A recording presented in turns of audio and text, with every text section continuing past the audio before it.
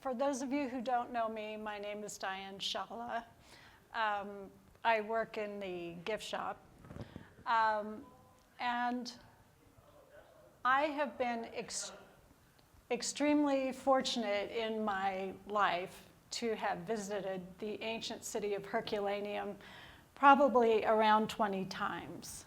I've seen some absolutely remarkable things, mosaics, statuary, frescoes, gold jewelry, ivory furniture, carbonized figs, and some incredible architecture.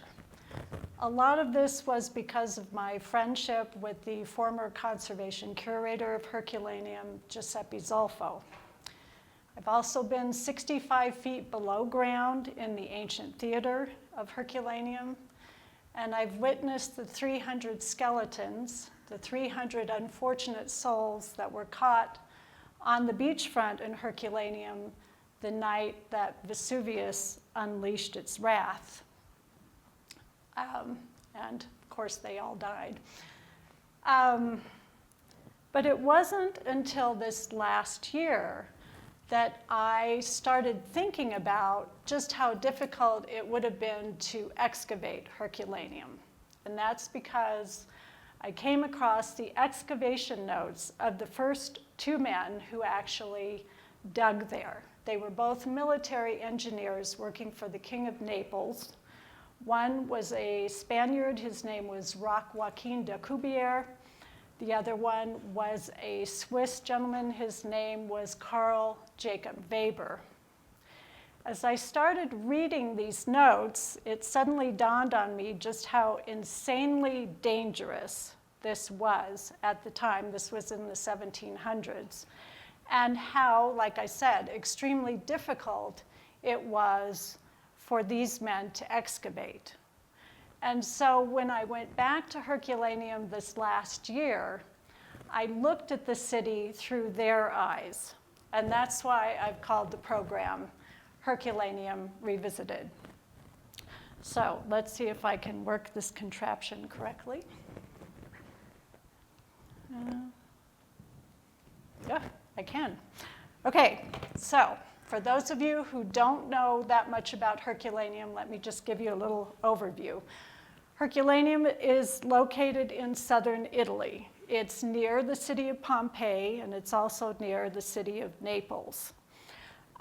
It is smack dab next to this, Mount Vesuvius. In the fall of 79 AD, Vesuvius erupted with what is known as a Plinian eruption. A Plinian eruption is the most dangerous eruption. And at that time, it shot material, molten rock, gas, you name it, up in the atmosphere about 20 miles. Now, on that first day of the eruption, you can kind of see Herculaneum is up here, Pompeii is over here, and that black area is where the eruption started, or where it was dumping things. On the first day, Pompeii was getting bombarded with ash and lapilli, which are small pumice stones, and large projectiles, but Herculaneum was relatively free of material, and probably at that time, most of the people in Herculaneum got out. Unfortunately, that wasn't true that night. So the night of the eruption, volcanologists think that around midnight or 1 a.m., the eruption cloud that was up above Mount Vesuvius, 20 miles above, started collapsing under its own weight. When it does that, it creates what is known as a pyroclastic surge, or an ardent nuée. This is a superheated ball of gas and ash and molten rock and you name it, whatever it's catching when it comes down. But it came bolting down the side of Mount Vesuvius and hit the city of Herculaneum in about 2 minutes, and it was around 800 degrees Fahrenheit. When that happened, it buried the city in 65 feet of pyroclastic material. You can see, all right, I'm going to try the pointer. This section right here is all pyroclastic material. So it buried the city in 65 feet of pyroclastic material. And, oh, no, I touched that. So, no.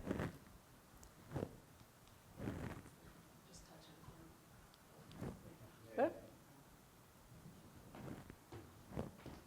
How do we get it?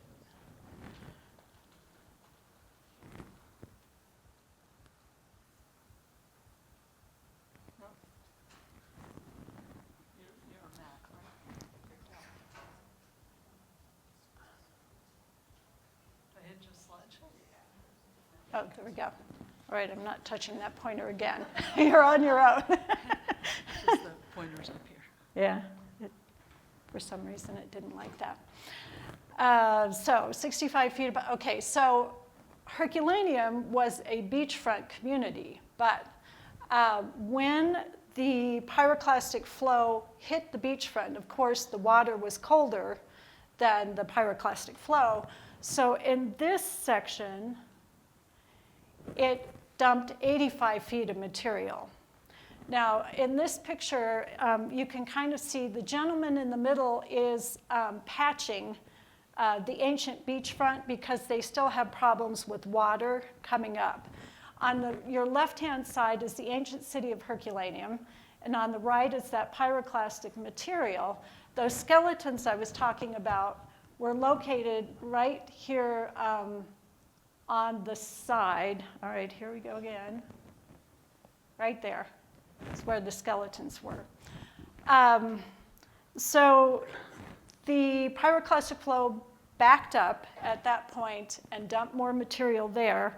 And then it also dumped more material out into the sea so that Herculaneum was no longer on the beachfront.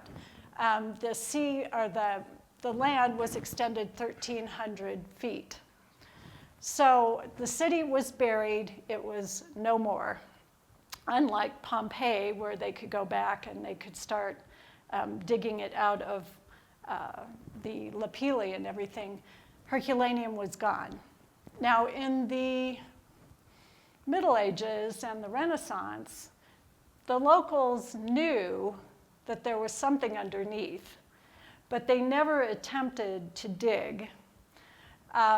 So now we jump to the year 1732, and in that year, Spain took the city of Naples away from Austria, and they instilled their own king in Naples. His name was Carlo, and he was a young king, and he wanted his court to be just as sophisticated as any court in Europe. And at the time, the heads of Europe were collecting Roman artifacts. Carlo already had some, but of course he wanted more. So in the year 1738, a peasant came to the king, and he told the king that he had found Roman artifacts in his well. The king sent his military engineer, that was Joaquin d'Alcubierre, to go investigate. The well was 3 feet by 3 feet and 65 feet deep. D'Alcubierre sent a man down to investigate. The guy came back up, said, yes, there are things down there. There's a building, there's something down there. They went back and they told the king, but the king hesitated before he gave the okay to start digging. Number one, this would be extremely dangerous to start digging in this area. There were farms and everything else on top so that you possibly could have cave-ins. And number two, it would be extremely expensive. Finally, after about a month, the king said, okay, you can go down and start digging. This is the actual well that d'Alcubierre and his men used. And they started digging underneath, going every which way, tunneling. Their tunnels were about 6 feet high by 3 feet wide. They immediately found some walls down underneath, and they were tufa clad with marble, so they knew they were onto something. Now, as they kept digging, they found some graffiti down there. One graffiti mentioned Herculaneum, the other graffiti mentioned a theater. So now they knew that they were digging up a theater, and this caused them to dig more down there every which way. But this came at a very, very high cost. First of all, the dust down there was incredible, and it started bothering their eyes. Then the problem, too, was that there was a lack of oxygen. So not only could you not breathe, but your torches would go out when you were 65 feet below ground. How fun is that? They also encountered water. This area has a tendency to pool water, and so it would flood. In the winter especially, the tunnels would flood. And as I mentioned before, there were cave-ins. So they would have to shore everything up as they tunneled along. And the worst part was la mofeta. La mofeta is a Neapolitan term, and that describes poisonous gas. Vesuvius had left pockets of this poisonous gas down in these areas, even now, and it was either carbon monoxide or carbon dioxide. And when they would hit these pockets of poisonous gas, they would have to scurry up the tunnels and air out the tunnels for days on end. So this was an extremely difficult, dangerous process. But they kept tunneling. Now, these are my pictures of the ancient theater down below. It's still restricted to get down there. I waited 7 years to actually be able to go down. But you can see there's still water down here. We had to wear jackets and hard hats, and we had to share flashlights. And I'll tell you what, it's extremely disorienting when you get down below like this. It's hard to figure out what end is up. So I can't even imagine being in a tunnel that was 3 feet wide, trying to figure out where you were. Here you can see this is one of the older tunnels, and these people are really happy that it's dripping on their heads here. Now this is part of the ancient theater. This, where her foot is where the seats were, and then the steps coming up. The theater still isn't completely excavated. This is the proscenium, part of the stage. And this is one thing that Alcubierre and later on Weber did that was extremely important at the time. Remember, this was 1738 onward. And that is they started mapping this. So they, in their own ways, were trying to figure out by tunneling how this building looked. Not only did he start mapping, but he started logging find spots of things that they would find, statues and inscriptions or whatever.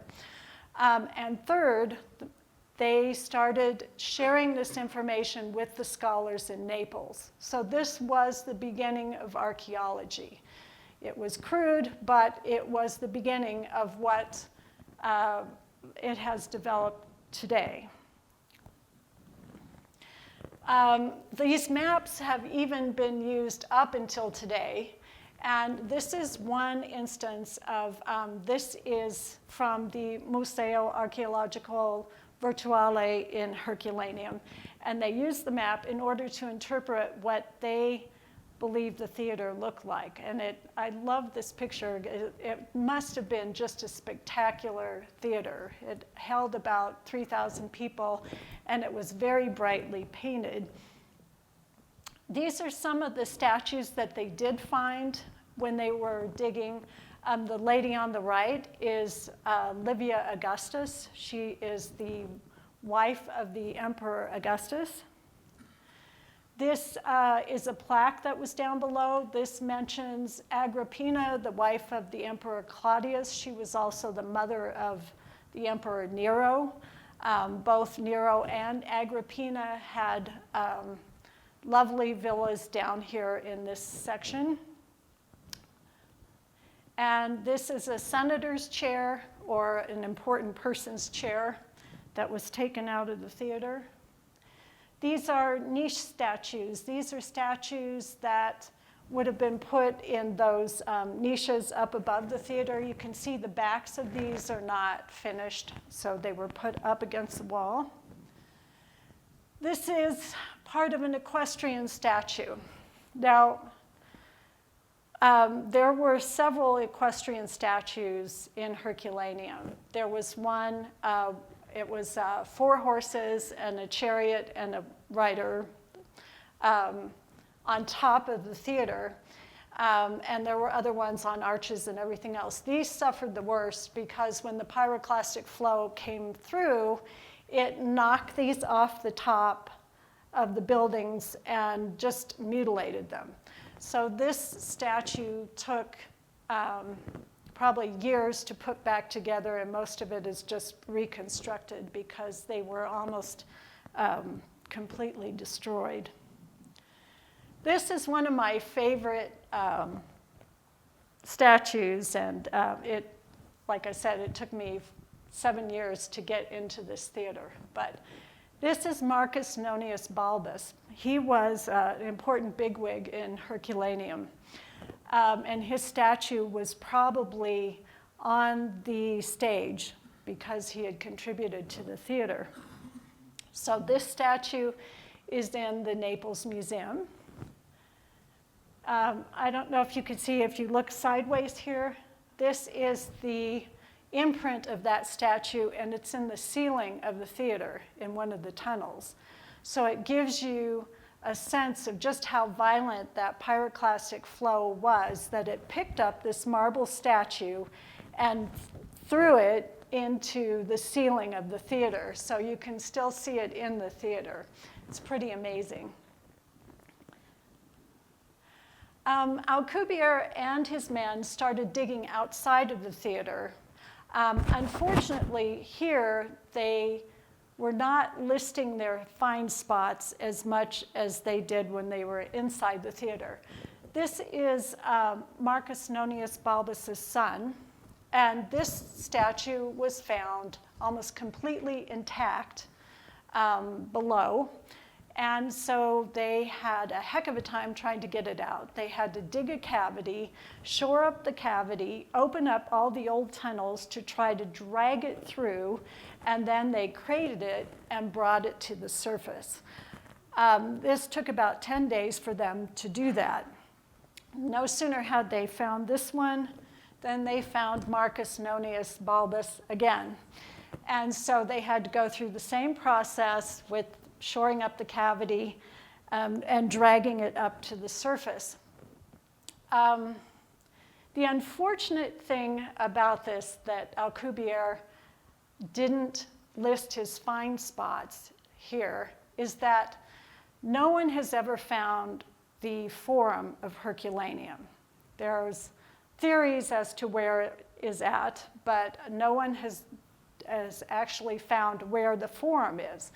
There is a plaque in Herculaneum that states from the people of Herculaneum that they were going to put up a statue in gratitude to Marcus Nonius Balbus, and they were going to put it up in the busiest place in Herculaneum, which would have been the Forum. Unfortunately, no one knows where that is because, like I said, that Alcubierre didn't list his find spots once he was outside of the theater. After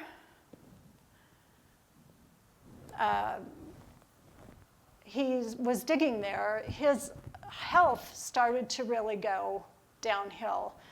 His eyesight was poor. He had terrible respiratory problems from digging below for so long. So he was taken off of Herculaneum and put on Pompeii and Stabii. And Karl Weber was now in charge of the excavations. So the same thing happened to Weber that happened to Alcubierre. Somebody came to the king, one of the peasants, and said, I'm digging this well, and I found marble chips in my well. So the king sent Karl Weber to the well. The well, again, was 3 feet by 3 feet, and it was 81 feet deep. So Weber sent a man down. The man came back up and said, yes, there are marble chips down there. And so Weber and his team dug another 10 feet, so they were 91 feet below ground, and they found this, which is a mosaic floor. It's made out of Antico Giallo marble and Africano marble, and Antico Giallo marble is actually now extinct.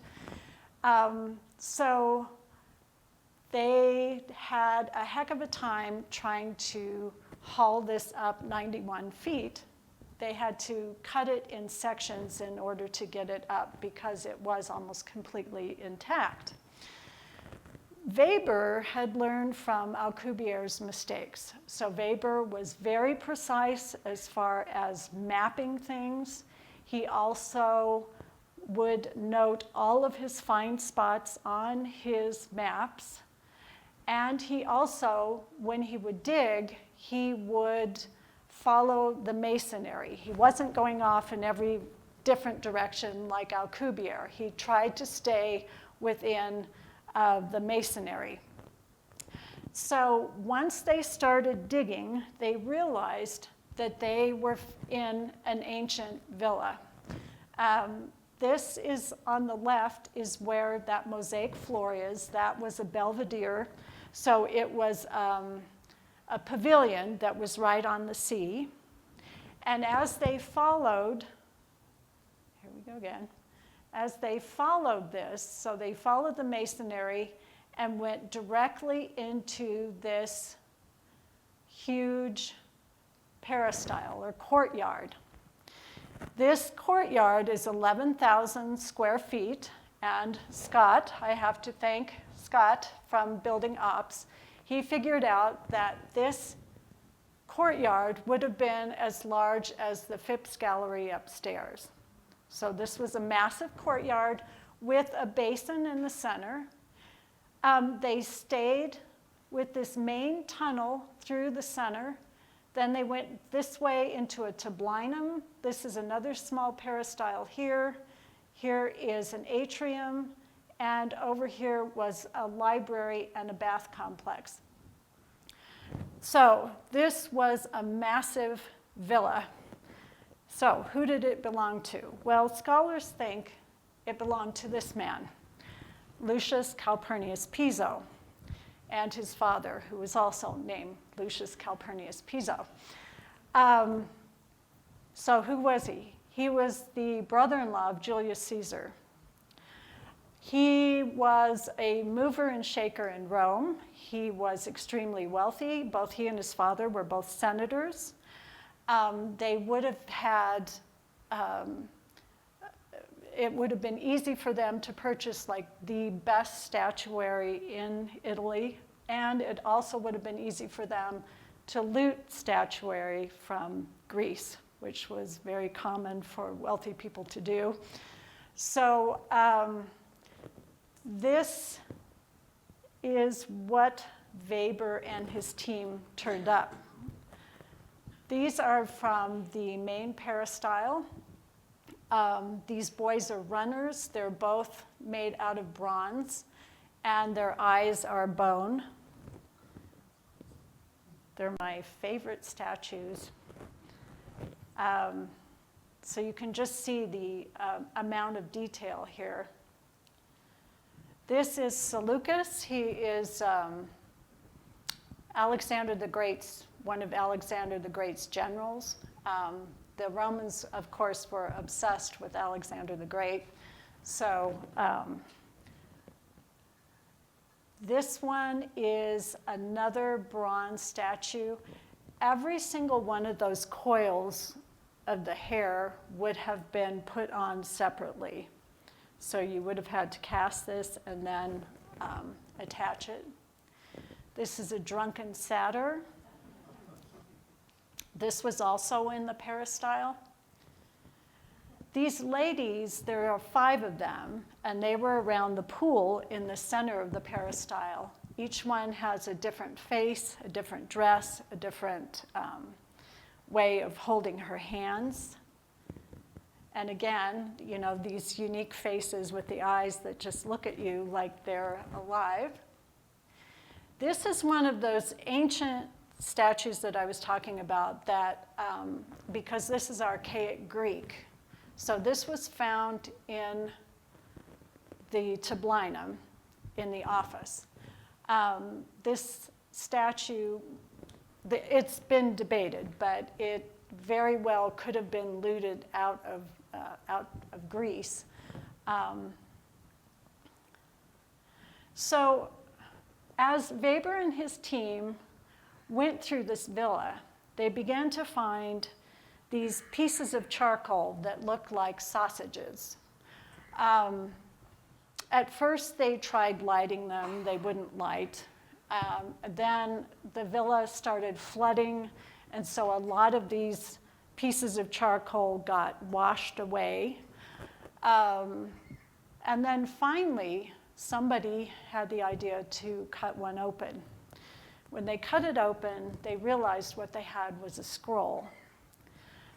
This was a sensation to all of the scholars in Europe because suddenly it meant that maybe you could find a lost copy of a Euripides play or something by Virgil that hadn't been around for a while. So it caused a huge sensation. They found about 1,100 of these. And now we have 1,800 fragments. But at the time, they had a terrible time trying to open them. They were melted, obviously, because of that extreme heat. And so they sent to the Vatican to see if the Vatican had an expert who could help them. The Vatican sent Father Antonio Pioggia down to see if he could help unwrap the scrolls. He devised this little machine to try to unwrap them, but you can just see how fragile they are. And he would do like maybe an inch, every 6 months or so, trying to unwrap these. And it took him the next 40 years of his life trying to unwrap these scrolls. This actually, you can kind of see the machine here. This is the machine that Father Pioggia made to try to unwrap the scrolls. And you can see now they are starting using all sorts of our modern day technology to try to decipher what is in the scrolls. This is going to take probably our lifetime to try and get all of this information out. But they have the ability now to at least to be able to see what's in some of them. The intriguing thing is, these scrolls that they're finding right now are mostly from Philodemus, who was Piso's friend. He was an Epicurean philosopher. But most of these scrolls are Greek, so they're thinking down below there might be a Latin library. So there might be more down there for future generations to find. So, in conclusion, let me just say this. Carl Weber went back to the theater to remap it again, to try and get more precise dimensions and everything else in the theater. He stayed below for probably 2 or 3 months. He contracted a respiratory illness and he died on the 15th of February, 1762. Alcubierre lived a bit longer. But we really have to thank Weber, Alcubierre, Father Piaggio for their tenacity, for their courage, and just for their curiosity to keep on going and dig up what they did. And I think, we really need to thank them for their efforts. So with that, I'm going to stop.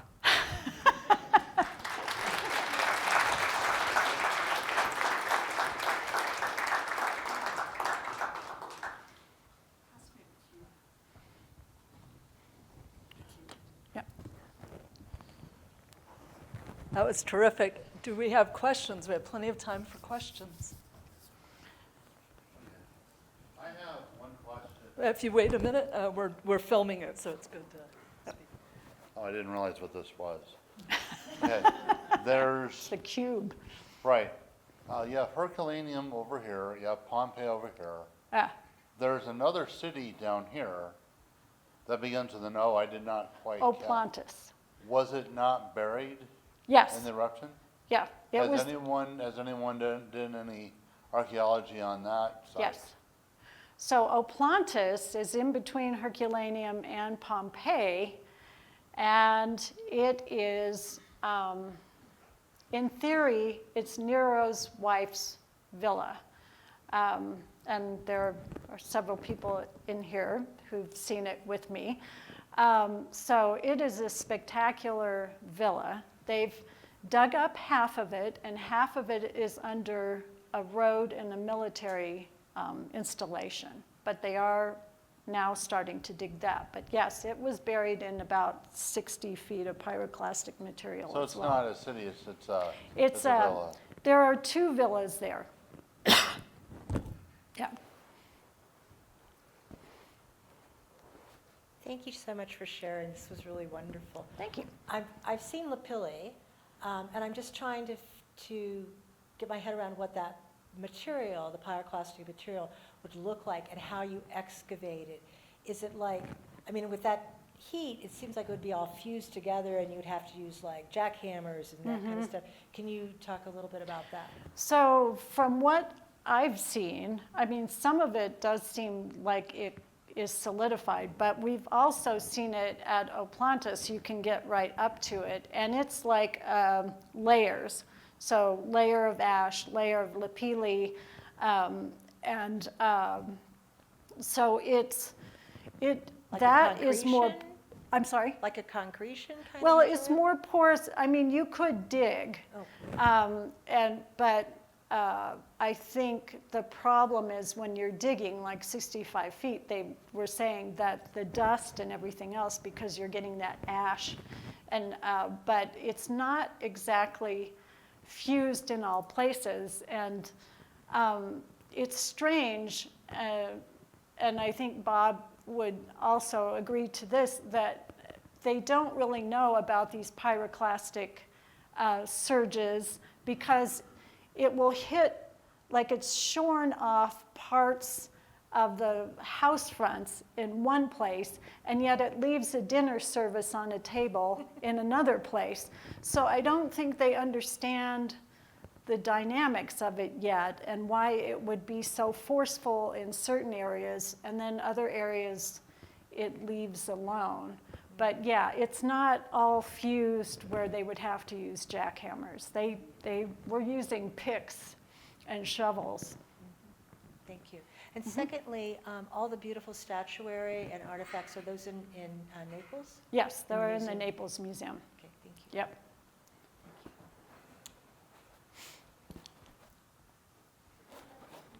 Thank you for the presentation. Did Herculaneum produce any body casts? No, that's a good question. It, unlike Pompeii, the extreme heat of Herculaneum only produced skeletons. So what you see there are just bodies.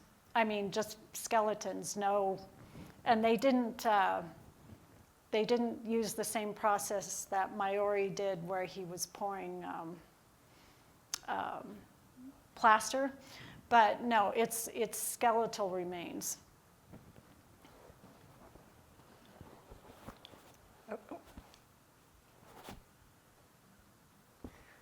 Thank you so much for this. Absolutely fascinating. I've always wanted to go to Herculaneum. I wonder if the sculptures were hidden and kept preserved, that maybe the paint that was used was kind of better preserved as well, just because I was given the understanding that some of the sculptures were painted and weren't white like we sometimes suppose them to be. As far as I've seen, the only, in the 90s, they dug up some statuary in this Villa dei Papiri, and they did have some paint, but at the time that Piso was collecting this, most of these were bronzes, because bronzes were the thing at that time. Earlier, they collected more marbles, but most of these, in his villa at least, were bronzes. Great, awesome. Did you also by chance see the New York Times article from last week?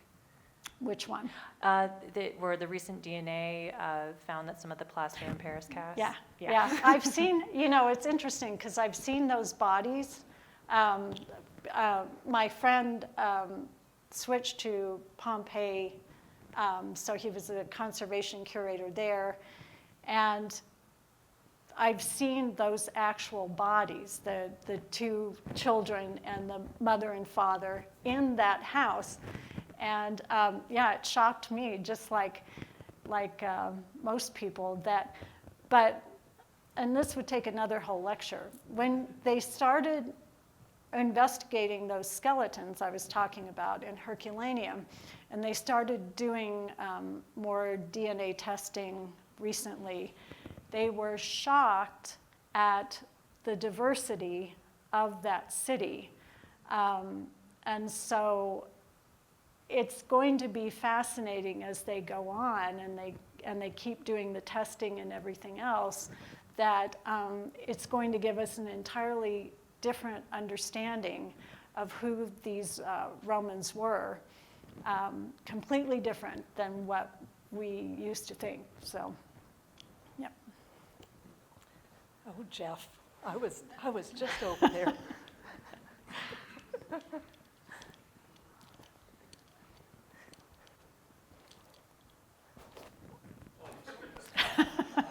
Ouch. So sorry. Please excuse that. It's a principle in a best practice in modern archaeology to save some for future research. Yeah. Since people have been digging away at this thing for 300 years or whatever, is there anything left? In Herculaneum, Yes. there is a ton left. Herculaneum is so different than Pompeii. So only about a third of the city has been excavated. A lot of the city is underneath the modern city. And then right next to the Villa dei Papiri is another bath complex. There's another villa underneath there. And I'm sorry, I don't have a map, but where the theater is, which is right up there, none of that has been excavated. The theater is still 65 feet below ground. The Villa dei Papiri is still underground. So there is plenty for them to excavate there. It's entirely different than Pompeii.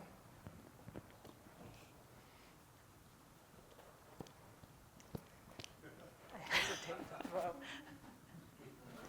Yeah, wonderful, thank you. A quick thing, the texture of the material would probably be similar to what's at Bandelier national park. Some of you might have been in New Mexico, where they made cliff dwellings in the pyroclastic material. So similar texture and character of digging.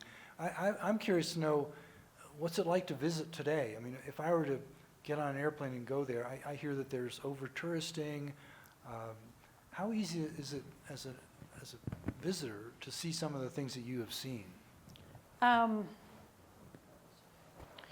So when I went back this year, I was kind of shocked because it used to be you would take the Circumvesuviana, the train, and it would go to all the different sites. It would stop at Herculaneum and then Oplantis, and then it stops at Pompeii.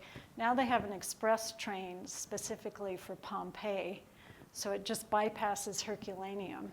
So I'm thinking that some of these more obscure sites, like Oplantis and Stabii and all of them, it's actually easier.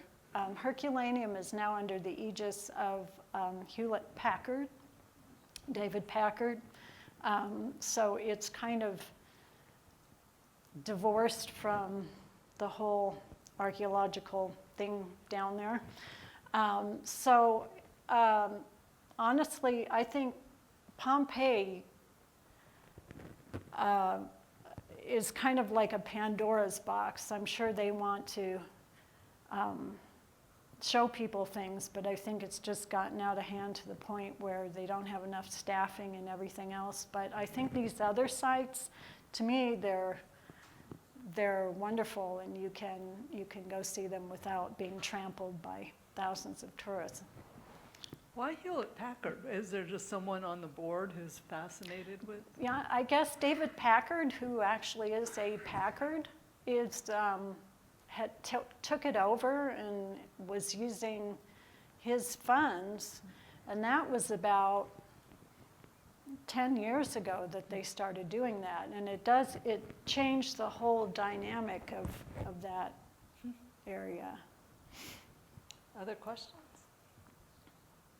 All right, let's thank Dianne. Oh, no, sorry. One more question. One more question.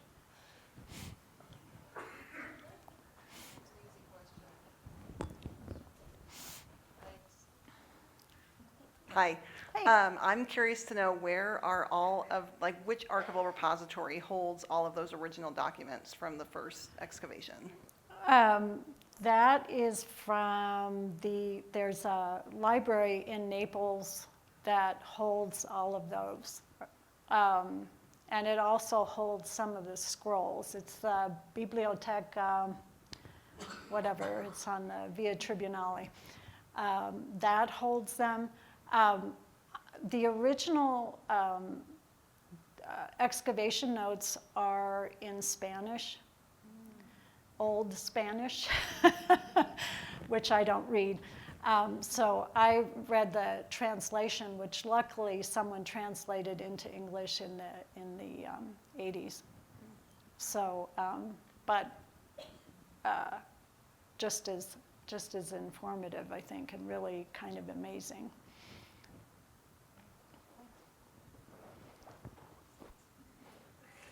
Other questions? Am I missing anyone? Let's thank Dianne for a really fascinating talk. Thank you.